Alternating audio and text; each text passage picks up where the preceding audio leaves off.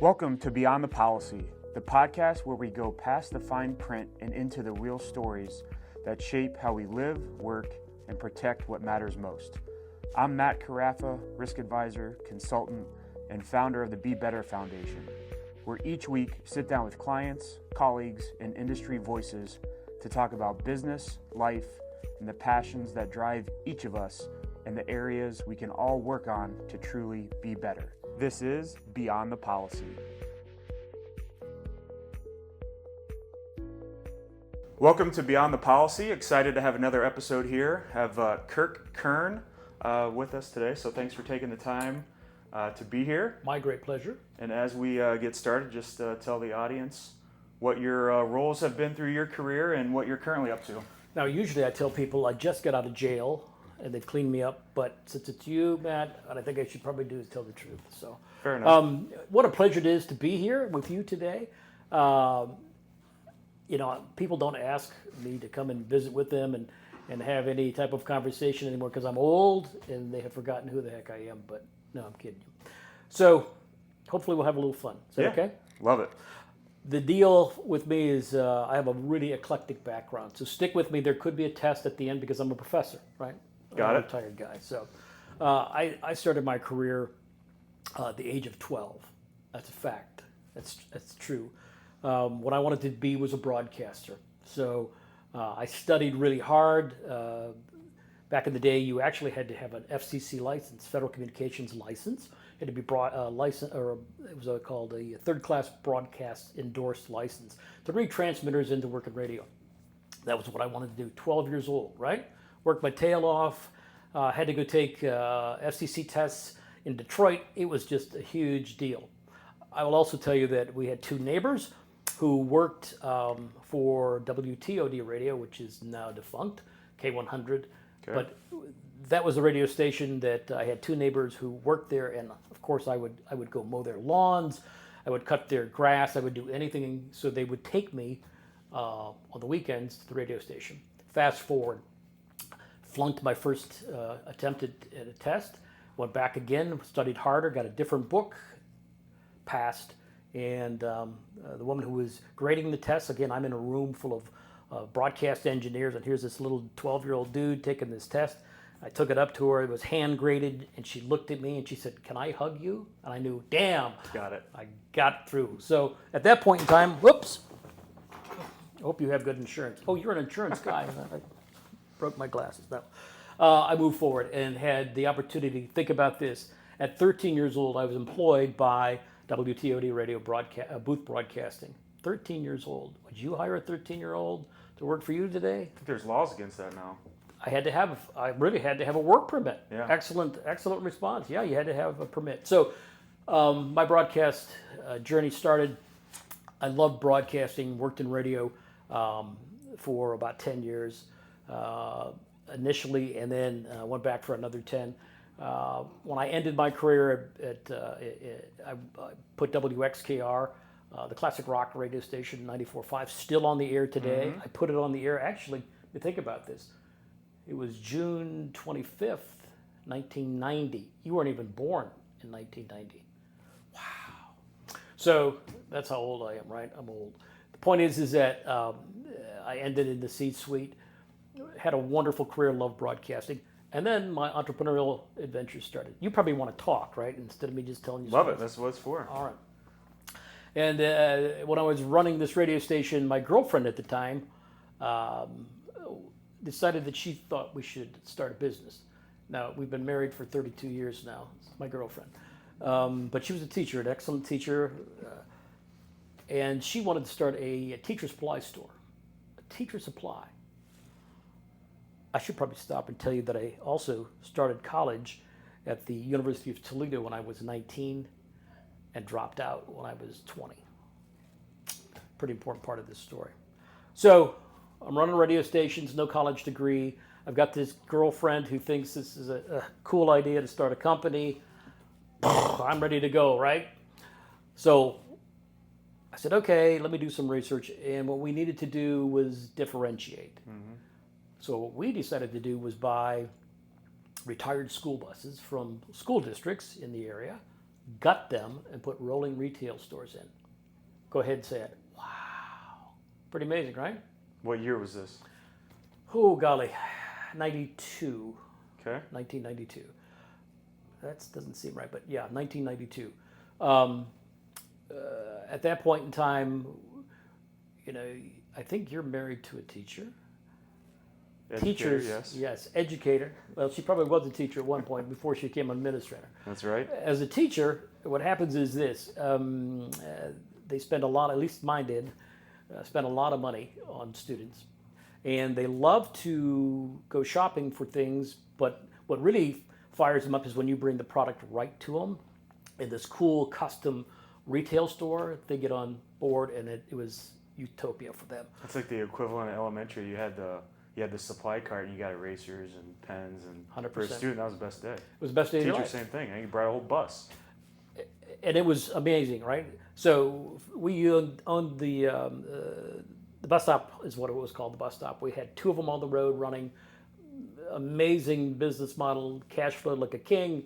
We were just happier than all get out. Never had a bad check, never had anything stolen, because we're dealing with the quality people, right? Educators. So, at that point in time, I decided, we got married, and we had this little boy, and I wanted my little boy to be proud of his dad. And I decided I needed to go back to school and go back to college. At that point in time, my career path had changed. I had got out of radio. I went to work for an educational service center, one of the largest in the state, Lucas County. A guy named Tom Baker, who still to this day is a wonderful friend of ours. I went to work for Tom and became his business manager, ran all of his operations. Left Tom. Tom decided he was retiring, went into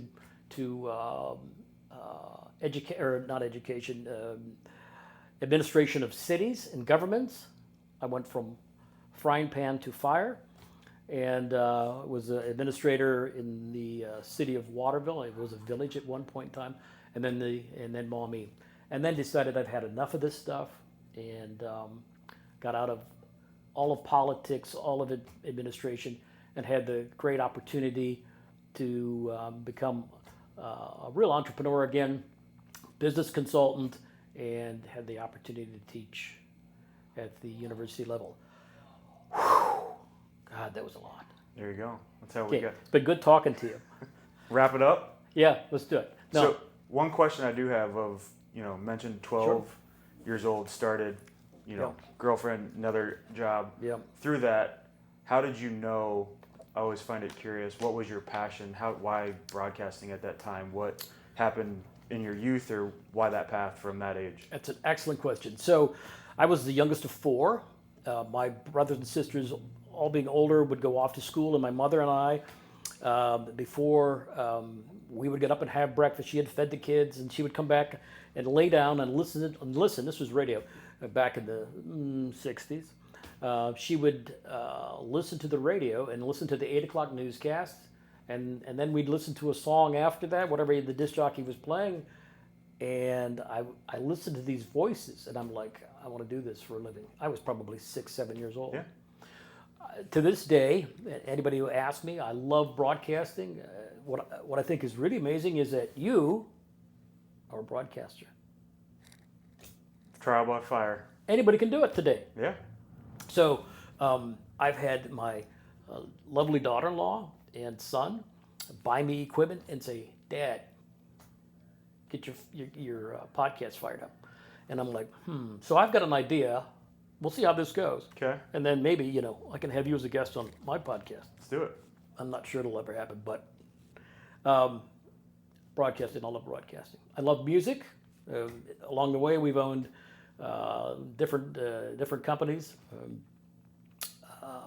We have owned record companies, recording studios, publishing companies, guitar companies. Yeah. We've done a lot of different things. Made a lot of mistakes, and also had a lot of success. Yeah. When we talk about entrepreneurship, everyone, I think that term can be loosely fitting for a lot of people. Some have the creative side. Mm-hmm. Some have the ownership and flexibility side of what they like about entrepreneur and need the creative side. So being yourself, one, as well as teaching it at a broader level. I don't want to ask what's the most important because they're all important in different ways and who you are, but what would you say are any common threads or denominators, from your own career of what you've had in all of your different kind of endeavors, and Yep. then what you see in the college space with the current generation of entrepreneurs coming through? Again, excellent question. A lot of times, what I tell students, I like to see their passion. I've taught over 5,000 students in my career, which is a blessing, an absolute blessing. And some of them who, for example, tremendous bakers, right? They love to bake, from the point of cupcakes to cookies, but some of them with twists, like they want to do clean baking, so they always have some differentiation. But they're passionate about it. Yeah. That's important. But when they realize that every day I've got to go in and bake cookies, the passion runs dry, because all they want to do is go bake. They don't want to necessarily run the firm. So passion is important. Yeah. Number one. Innovation. So thinking about differentiation. How can I be different? How can I do things? How can I beat the competition and make money at it? And then also creativity. So those things come together. And what I try to do is put those pieces and teach them a little about everything. So when they come in, they have one idea, one passion. By the time they leave, they've hopefully twisted that passion to a point that we've actually have maybe a business idea that can be profitable. Right. Not every business is profitable, and we talk about failure a lot in my class. Most people don't even want to talk about failure. I've had a lot of entrepreneurial seminars, and they all talk about how wonderful Elon Musk is. Elon's a wacko doodle dude, but he's brilliant, right? We forget about the everyday entrepreneur. You, me, people sitting off camera, because that's what really runs this United States of America. Right. So, do you think entrepreneurship can be taught? I do it every day.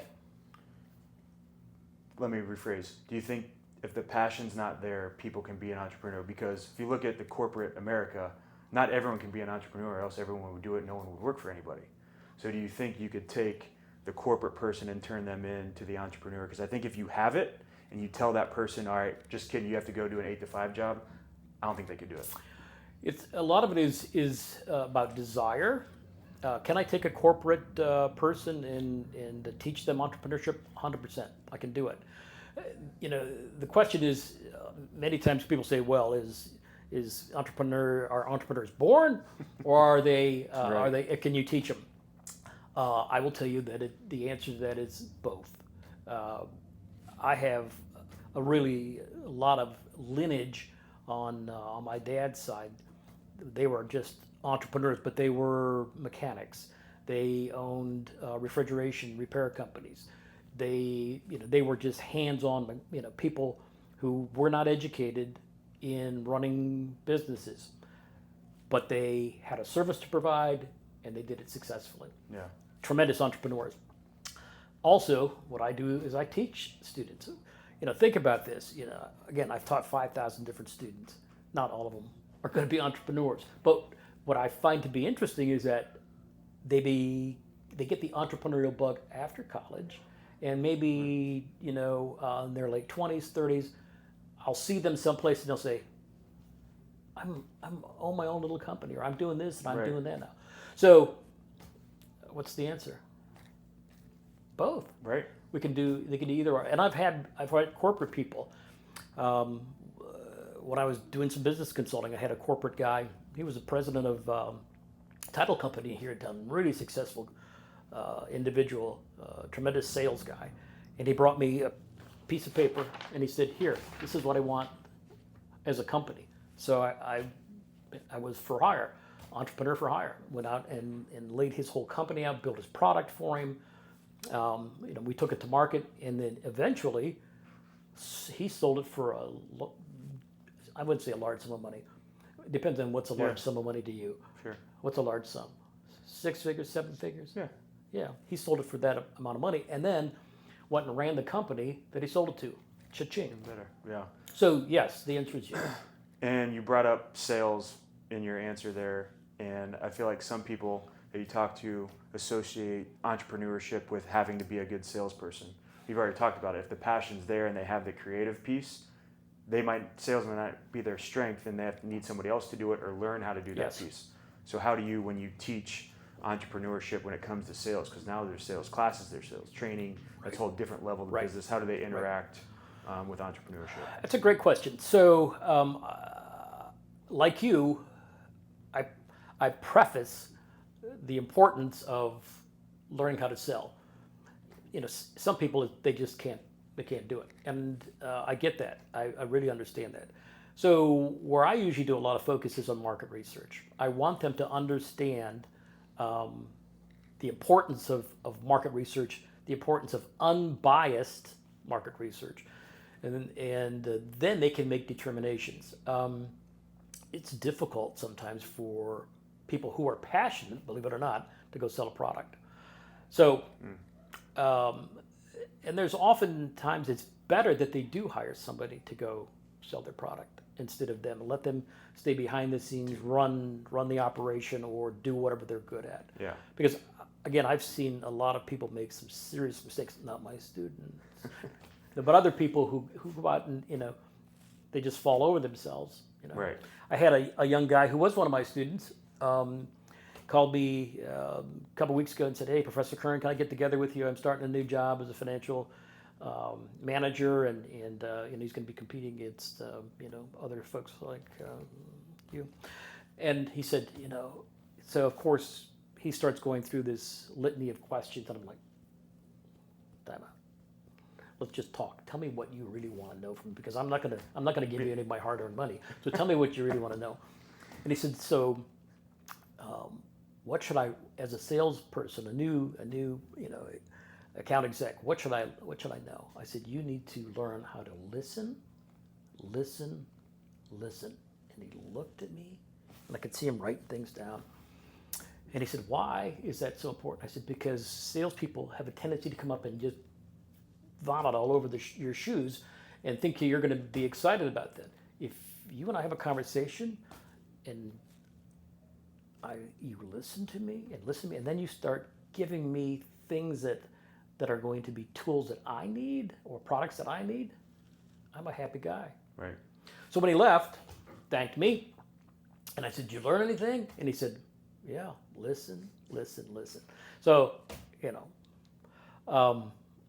I know he took something away. Yeah, that's good. And one thing you talk about, failures, just as important as the successes on, sometimes that could lead to things that you may not have been without that failure. So whether it's your own individual journey with your entrepreneurial things that you've started, or one thing I wanted to get into a little bit about starting the Hatch at Bowling Green and seeing a lot of students present their idea. I'm sure all of them weren't successes. There were some failures too. So success or failure that sticks out to you, either yourself or from the students within the Hatch. Well, I learned through failure. I'm the first guy to admit, and I tell my students this all the time, and I'll tell you, you should have been one of my students. You would have just probably, you've been a good student, I bet. Maybe B minus. C's get degrees. Actually, one of my old friends, he sent me the book that said, "Why do A students work for C students?" You ever see that? It's actual book. And I just laughed because, I dropped out of college, remember that, then dropped back in. What was the question, Matt? Successes or failures? Yeah, what about it? Hatch. Yep. What you've seen come through, how they've rebounded, failure turned into a success. I remember now. Yeah, you just got to jog my memory sometime. So what I tell my students is that, listen, if I showed you my knees, there would be like a 1/2 inch, 3/4 inch of scar tissue on my knees because I have fallen down so many times. And people around me know that I've made a lot of mistakes in my life. But I learned from those mistakes, and I never, ever, ever make them again. And here's a prime example. I had business partners back in the late 80s, early 90s. We were ready to buy a radio station, put a radio station on the air in Palm Desert, California. And I got left holding a 6-figure bag of debt. My partners escaped because back in the late 80s, there was a significant meltdown in the economy. And these individuals lost, they were over leveraged. And so I held this bag and I get to pay the debt at mid to late 20s. If I had that money today, you and I, Matt, would not be having this conversation because I'd be, smoking somewhere else, cigars, lighting them off $100 bills. But you can still do that. That's true. The point is that I tell students about the mistakes I made, and the one thing I will never ever take partners. I am the person who when I start companies, if it's an LLC, I'm the lead partner, I'm the managing partner. You want to jump in, we'll see, but I usually don't take any. I give equity, oftentimes to people who partner or not partner with me, but come into my LLC as a member, but I never take partners. Now I saw you wince like somebody had pinched you in the rear end. I mean, right? Not me personally, but you talk to a lot of business owners that, holding the bag. That happens more often than you think. I had my mentor, getting into some real estate transactions and things. He goes, partners are great. I've had a partner for 30 years, doing it, but have an agreement, have a contract. Don't just think it's going to go on being great, because whether it's family, whether it's friends, colleagues, whatever it is, you hope it goes great, but if it doesn't, you need some contractual things. So that was 100%. My wince. No, 100%. That's one of those things that I learned. So let's go back to the hatch. The hatch was an interesting concept that Dean Ray Braun and I created. He loved and loves to this day Shark Tank, which I can't stand to watch it. It just makes me nauseous. And what makes me nauseous is because they're taking advantage of the entrepreneur, and that irritates me. In my humble opinion, hold on, before you keep going, do you have a scrub daddy? I don't. No. Do you know what it is? I don't. A sponge that was shaped like a smiley face that was on Shark Tank. I think it was like one of the top 5 best, next to those Bomba Oh, socks. Bomba, okay. That tells you why I don't have one. Okay, fair enough. Move on. Keep going. Sorry to interrupt. Yeah, no, I don't. I like the concept. So when Ray loved this, and I said, okay, let's do this. We call them co-founders, but I really built the program, and he was an executive. That was one of your partners. He was. Well, he was the general manager. So anyway, but we had great fun. It was just a tremendous amount of work. Did you ever get to participate? After I've watched it once online, haven't attended it, but it was a few years after I was there when it started. So. They were exceptional. I mean, we got to a point that we were doing game day before a live broadcast. We had a live band. I mean, it was just killer. We used it as a recruiting tool for Bowling Green State University, and I think Rodney Rogers finally figured out at the end that, damn, you guys did all right. Each year we would bring about 3,500 people to the hatch. Think about that. Yeah, I remember a lot of the businesses you got to come be the sharks or whatever as you pay for the actual investors, and it was real money. Falcons, they were Falcons. Yeah, and it was real dollars. Real dollars, their money. Right, 100%. Which I thought was a huge draw to, from a student perspective, a chance to really get things off the ground. Think about this. If you're at Bowling Green State University, you have the opportunity to put an application together and go into this program. We vetted them hard. There was a process that we put together. And again, all of these things that Ray and I built to make sure that it was objective and that we were getting quality student learning. What people didn't really understand was they thought it was about creating companies. It was really about student learning, number one. And then number two was presenting. Correct. If we could get them to do all of these things and they got some investment, wow. Now putting the company together and actually building it was that's a whole different kettle of fish. But it was really about the educational piece of it. Yeah. We had over 120 students that went through that program in 10 years. So a lot of success. I think what we learned each year was that we needed to have mentorship, and we also needed to have somebody, basically, we used to call them, in the end, we called it a jockey, that actually would work with the students and run the companies. Ray and I were naive enough to think that these investors who were business people who would come in would actually help the students run the companies. No. They wanted to invest and talk about it and have fun with it, but they didn't want to run the companies. Right. So we, in the end, actually hired my assistant director, and he was the jockey. He would help run these companies. Yeah. And it was an amazing program. Yeah. And as we get close to wrapping up here, I do want to talk on two final things. One, you just brought up mentorship. Yep. We're experiencing that here in the community of how important it is to have somebody, help and guide, youth from an early age. You have a foundation, do you not? We do. I've never been asked to mentor. Well, we're not done yet. Oh, okay. But along those things of seeing the need in our youth today Yep. with mentorship, of just having that person, and then as you fast forward in your career, I had one athletically, I had one as a child, has one, professionally. Sure. What role in the education system, or like I said, even you personally, what's your take on mentorship, and how do you implement that into kind of what are the things you do today? Great question. I've had a lot of mentors that I didn't know they were mentors until, Right. the 20 years or 30 years looking back. Tom Baker was one of those mentors. He is, though retired, was an educational entrepreneur. He held records at Bowling Green State University. He was back in the day, I would guess he would be classified as a forward, but he was a lefty, played with the greats back in the 60s. Okay. But he really, truly was an entrepreneurial, educational entrepreneur. He ran public school systems, but he understood that he had capacity for other things, and he would lease his space out and get into all kinds of service-related businesses. He had psychologists all over the state of Ohio because he understood the need. So mentorship is so very important. Again, when they're this little, all the way up to your size, I still have conversations with people who are a lot smarter than I am, because you have figured out that I'm not too damn smart. So I still have conversations with people who, younger people that I get a lot out of. When I teach, I usually learn something of value from my students, and they're mentoring me, believe it or not, right? They're Sure. still mentoring me. Yeah, always learning, and that's why I think with, on the education side, artificial intelligence, AI, however it's used and implemented, impacting school, and that's a whole nother realm that, Right.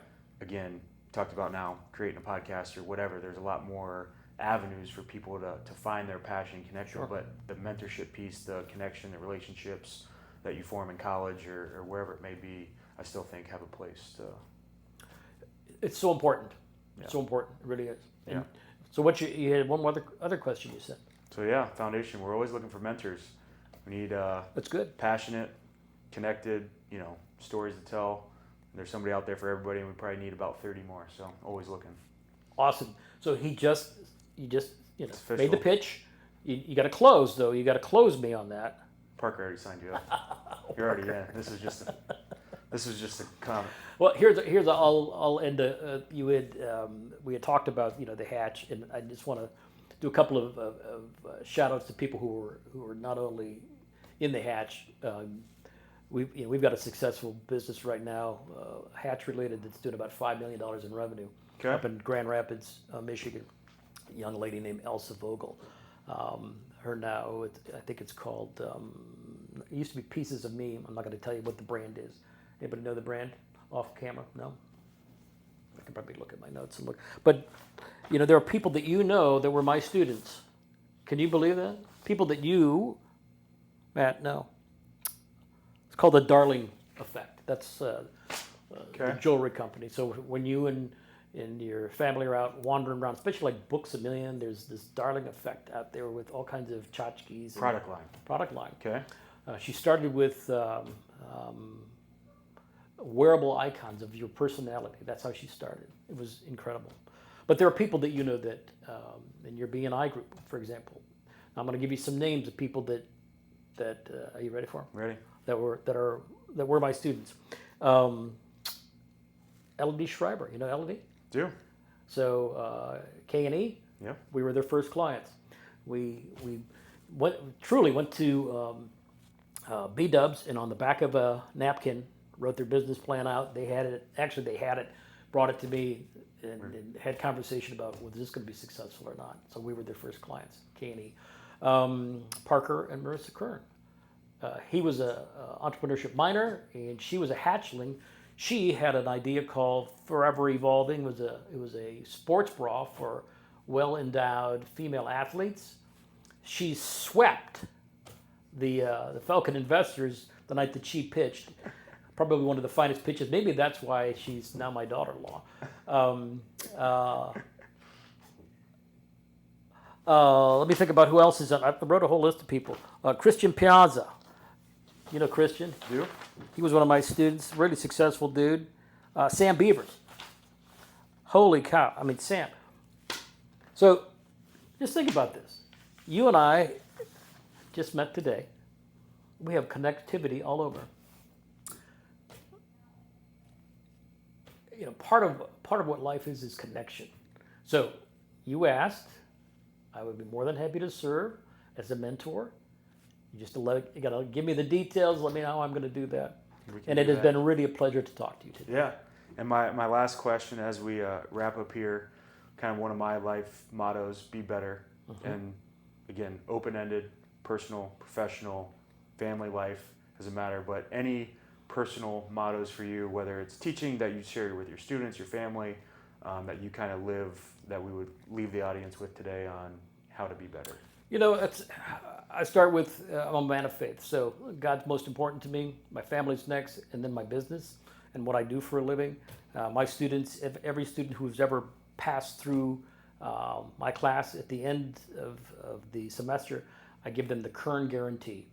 And that is that if you can find me, if I'm still alive, any method, you know, smoke signals, you know, text me, whatever, electronic means, send me a letter in the mail, I'll help you. I have, throughout the year, I get texts and emails from students who I haven't, you know, I taught maybe 18, 19 years ago, who still ask me questions. I have one who every year on my birthday calls, checks in, but has always a question for me. So I think that's the best that I can do is, you know, I want them to learn one or two things in my class. I don't care what it is. Yep, take something away. Take something away. And then my gift to you is you can always use me as a resource.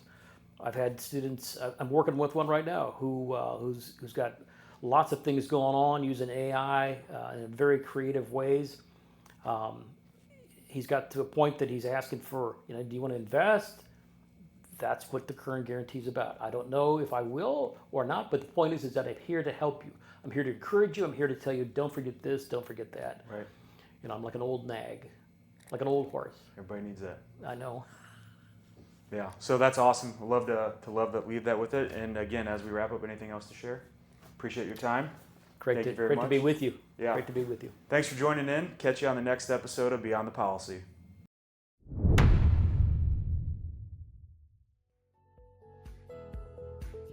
Thanks for hanging out with me on Beyond the Policy. If you got something out of today's conversation, pass it along to a friend, client, or colleague who might enjoy it too.